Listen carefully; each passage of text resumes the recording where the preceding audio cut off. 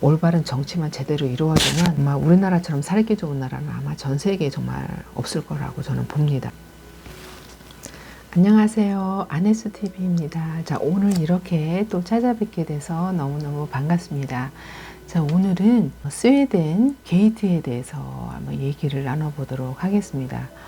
여러분들도 아마 저같이 스웨덴에 대해서 환상과 로망을 가지고 계신 분들이 많이 계실 걸로 알고 있습니다. 한때는 이 스웨덴에 대해서 굉장히 부럽기도 하고 복지 정책이 너무 잘 돼 있어서 우리나라는 언제나 저렇게 복지 정책이 잘 이루어질까 하면서 이 나라의 의정자들을 굉장히 원망을 좀 많이 하고 그랬었는데요. 이 스웨덴 게이트를 알고 나서부터는 이 스웨덴의 이 로망과 환상이 완전히 깨졌습니다. 무슨 일이냐면요. 스웨덴은 정식으로 초대받지 않으면은 식사를 밥을 주지 않는다고 합니다. 예를 들어서 자식의 친구가 저녁에 놀러 왔는데 친구가 우리 집에서 자고 갈 거니? 그렇게 얘기를 하면은요. 그래 자고 갈게. 그렇게 얘기했으면 당연히 저녁을 먹이죠. 당연히 저녁을 줘야 되는 거 아니겠습니까? 정식으로 초대하지 않았어도 자식 친구가 놀러 왔으면 저녁을 먹여야죠. 그런데 저녁이 다 됐다고 하면서 그 식만 불러다가 그렇게 가족들하고 같이 밥을 먹이고 그 자기 자식의 친구는 그냥 방에서 기다리고 있으라고 하면 되겠습니까? 스웨덴은 그렇게 한다고 합니다. 잠을 자고 나서 아침이 됐습니다. 그럼 아침은 줬을까요? 아침도 주지 않는다고 합니다. 왜냐하면 자기 자식의 친구를 할지라도 정식으로 부모님한테 얘기를 해서 초대를 한 손님이 아닌 이상은 아침도 주지 않는다고 합니다. 그래서 제가 굉장히 매정한 나라다. 너무 개인주의가 강하구나 이런 생각이 들었습니다. 정말 더치페이가 강한 유럽이라 할지라도 너무나 매정한 나라라는 생각이 드네요. 이거 정말 너무하죠. 그죠? 그리고 어떠한 사람이 스페인에서 살고 있었는데 스웨덴 친구가 결혼식을 올린다고 해서 비행기를 타고 스웨덴까지 예식장에 참석을 했다고 해요. 그래서 이제 피로연에 참석을 하려고 하는데 피로연에서 이제 같이 즐기면서 음식을 먹으려고 했는데 그 친구가 자기 친구한테 너 가서 마저 더 여행을 하고 있어. 이따 만나자. 이렇게 얘기를 하더랍니다. 아유, 이건 정말 너무한 거 아닙니까? 친구 결혼식을 축하해 주러 온 비행기 타고 온 친구한테 밥을 먹고서 같이 놀자고 하지는 못할 마저 가서 여행을 마저 더 하라니요. 이거 정말 너무한 거 아닙니까? 이게 꾸미는 얘기일까요? 진짜일까요? 정말 의문스럽습니다. 그렇지만은 정식으로 초대하지 않았기 때문에 밥은 주지 않아도 후식은 준다고 합니다. 그 피카타임이라고 있는데요.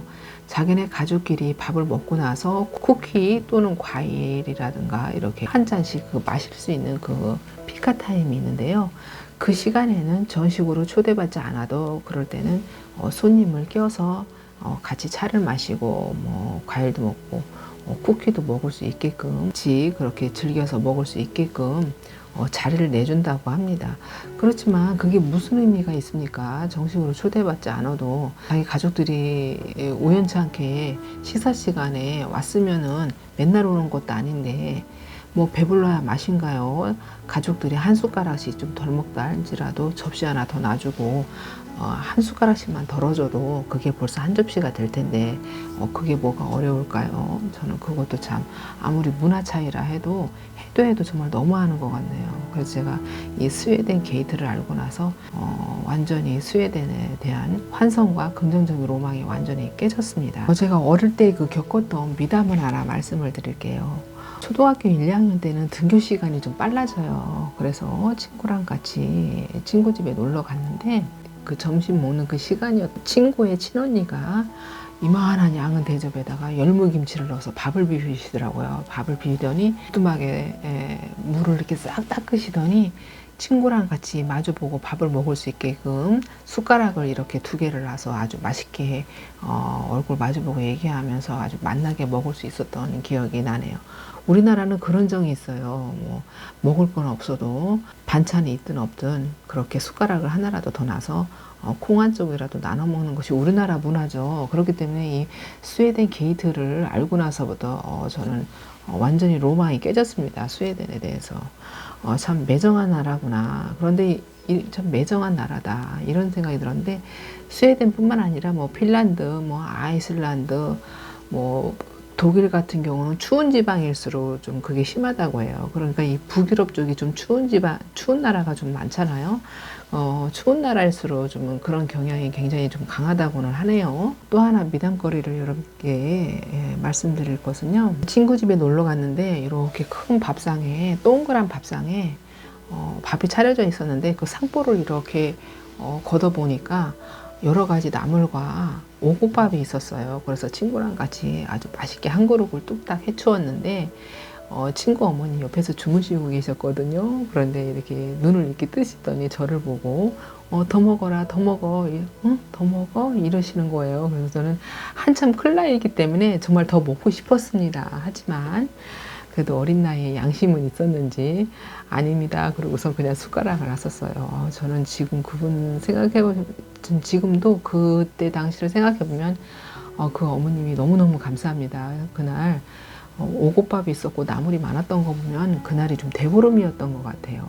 정말 너무너무 맛있게 배불리 먹었던 기억이 나네요. 정말 그 어머니께 너무너무 감사드립니다.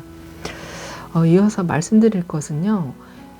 이 스웨덴이 세금 문제에 대해서 이제 여러분들과 한번 얘기를 나눠보도록 하겠습니다. 이 스웨덴이 세금을 굉장히 많이 내죠.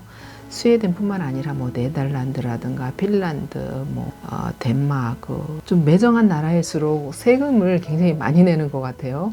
그러니까 세금이 많이 내다 보니까 지갑이 가볍겠죠.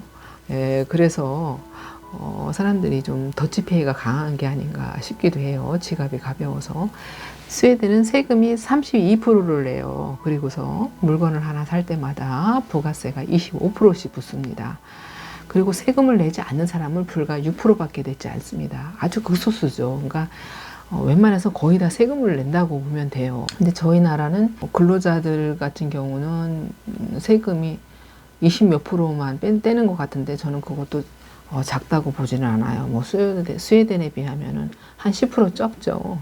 부가세는 한 10%가 한 10% 정도 붙네요. 근데 이것도 저는 적다고 보지는 않습니다. 우리나라도 세금을 적게 떼는 편은 아닌데 왜 이렇게 이 매정한 스웨덴이라든가 이 다른 북유럽 국가들에 비해서 이 복지 정책이라든가 노인들의 어떤 노후 혜택이라든가 이런 것이 왜 이렇게 정책이 제대로 펼쳐지지 못할까요? 우리나라는 부정부패가 밝혀지지 않아서 그렇지 상당히 많은 걸로 알고 있습니다. 그래서 우리나라도 세금을 적게 내는 건 아니지만 적게 내는 건 아니니까 아주 복지 정책이 속히 빨리 제대로 이루어졌으면 좋겠어요. 우리나라는 뒷돈을 챙겨 먹는 의정자들이 제가 알기로는 좀 많은 것 같아요. 그러니까 우리나라도 어서 올바른 정치만 제대로 이루어지면 정말 우리나라처럼 살기 좋은 나라는 아마 전 세계에 정말 없을 거라고 저는 봅니다. 자, 그래서 이 스웨덴이 세금을 이렇게 많이 내기 때문에 이 사람들이 항상 이 지갑이 가볍다 보니까 이 기본적으로 여러 가지 복지 혜택은 많이 누리고 있지만 개인적으로 욕구 불만이 굉장히 좀 많은 것 같아요. 이 경제적인 목마름을 채우기 위해서 이 복권을 구입을 한다든가 일확천금을 누리기 위해서 빠찌공에 빠지는 경우도 상당히 많다고 합니다. 이거 참 안타까운 현실이죠. 세금을 많이 내서 복지 혜택을 많이 누리고 또 대학교까지 무료로 공부를 더 하고 싶은 사람은 대학교까지도 무료로 다닐 수 있다고는 해요. 그렇지만 졸업하기는 그렇게 쉽지는 않는 걸로 알고 있습니다. 그리고 지갑이 가볍다 보니까 이 중고 매장이 아주 큰 인기를 누리고 있다고 해요. 예, 중고 매장만 큰 인기를 누리는 게 어떻게 보면 참 좋은 것일 수도 있지만 여자들 같은 경우는 언제나 항상 중고 매장 만에 가서 물건을 구입할 수는 없는 거잖아요. 때로는 명품백이라든가 뭐 괜찮은 새 옷도 좀 사고 싶을 때가 있을 거 아닙니까? 네, 그런 경우를 봤을 때는 세금을 많이 여러 가지 제대로 된 투명하게 복지 정책을 이루어지는 거는 좋지만은 어떻게 보면은 사람들이 욕구불만이 너무 많아서 이 복권 구입이라든가 빠찌공에 많이 쉽게 찌는 게 아닌가. 참 어떻게 보면 참 안타깝고 그래서 사람들이 지갑이 가볍다 보니까 더치페이가 아주 이 북유럽 사람들은 더치페이가 아주 강하고 또 난 네 거 안 뺏어 먹을 거니까 너는 내 밥그릇을 넘보지 마. 이런 네 건 네 거, 내 건 내 거 이런 위주가 굉장히 강한 것 같아요. 그래서 어떻게 보면은 아주 현실적이면서 어떻게 보면은 현명하면서 또 어떻게 보면은 좀 매정하다라는 그러한 느낌을 받아요. 인간적인 어떤 따뜻함을 그런 느낄 수 없는 안타까운 현실이 아닌가 싶습니다. 자, 오늘은 이렇게 여러분들에게 이 스웨덴에 대해서 한번 여러분들과 얘기를 나눠보았습니다. 여러분들은 이 북유럽 국가들에 대해서 어떠한 생각을 가지고 있는지 댓글을 좀 달아주시면 감사하겠습니다. 자, 끝까지 들어주셔서 감사하고요. 구독, 좋아요 꾹꾹 눌러주시고요. 다음에 또 찾아뵙겠습니다. 감사합니다.